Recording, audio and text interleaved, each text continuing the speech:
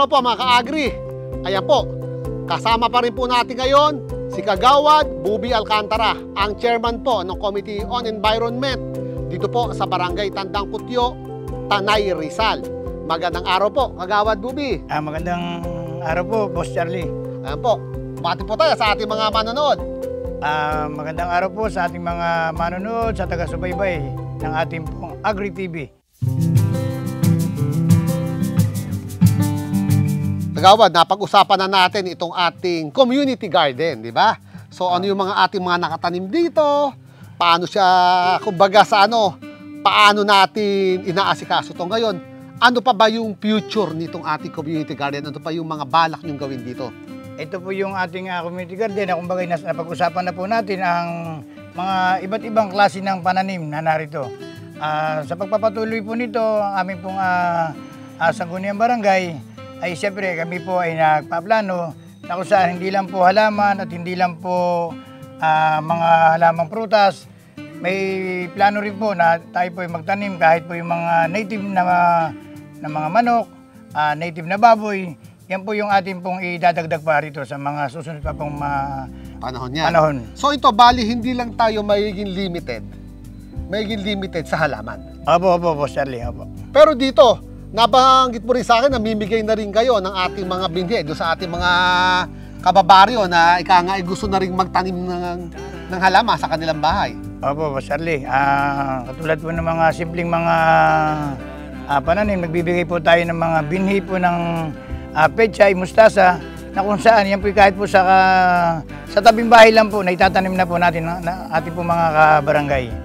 Paano po yan, di ba, Kagawad? Pag ito po ay siyempre, mas pinalaki natin ng operasyon, mas marami pa tayong kakailanganin tao riyan. So, saan naman tayo kukuha ba ng manpower? Kaya pa rin pa po ba yan itong ating mga community volunteers o we have to resort sa ibang, kumuha na talaga ng tao mag-aalaga dito? Paano nga ba yung balak nyo tungkol doon?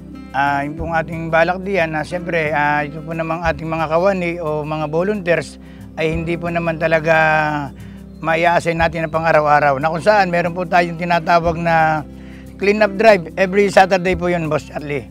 Ito po naman ay na-maintain po. Dinadala po natin dito yung ating po mga kawani ng barangay.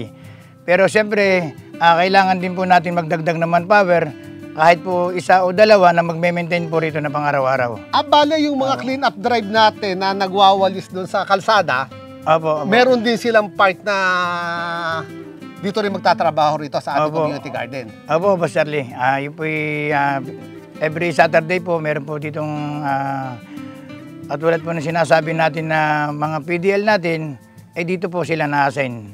Nagagamas-gamas. Kumbaga, yun po, every Saturday lang po, Boss, natin nagagamit sila. How about yung pag-improve po ng technology natin, yung pagpapaaral natin sa ating mga kababaryo, pagtuturo ng pagtatanim ng mga ganito? May kasama na rin ba sa programa natin yun? Kasama na rin po yun. Katulad po nung nakaraan, nagkaroon po ng tinatawag po yung Gawad Galingan na para pong bayani challenge nila. Na kung saan sila po yung naging guest dito, nagtanim-tanim po sila. Na kahit pa paano po ay nagbigay po sa atin ng libreng dagdag kaalaman din, libreng binhi at saka po yung nagbigay po sila ng dagdag kaalaman para po sa pagtatanim. Ayan po mga ka-agri, iyan po yung ating tinutumbok itong ating community garden. Hindi lang po magiging limited, di ba? Tama ba? Tama po, Boss Charlie, tama po. Hindi lang tayo limitado rito, mismo sa community garden na to. Ngayon, mas lalawak pa galamay niyan. Diretso na, papunta mismo sa mga likod bahay ng ating mga kabarangay.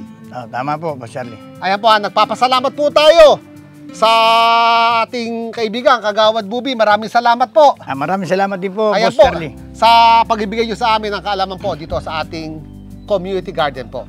Kagawad Bubi, bigyan mo naman ng konting mensahe yung ating mga manonood na nag-iinteresado rito sa ating community garden. Magandang araw po sa taga-subaybay po at manonood po ng ating pong programang Agri TV. Na kung saan ang ating pong community garden, ito po ay programa ng ating Undersecretary ng DILG na si Felicito Balmusina.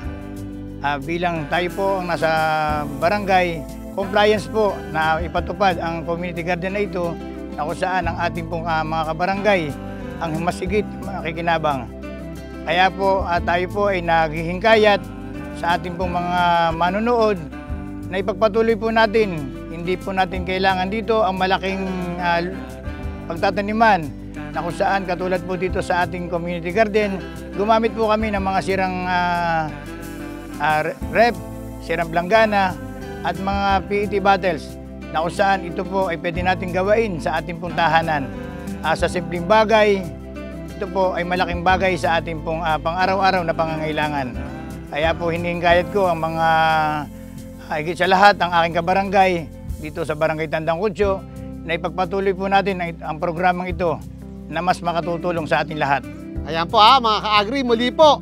Ito po si Charlie Cruz ng Candice Gin Farm para sa Agrihan Tayo ng Agri TV at iba pa. Kasama sa Hanap Buhay.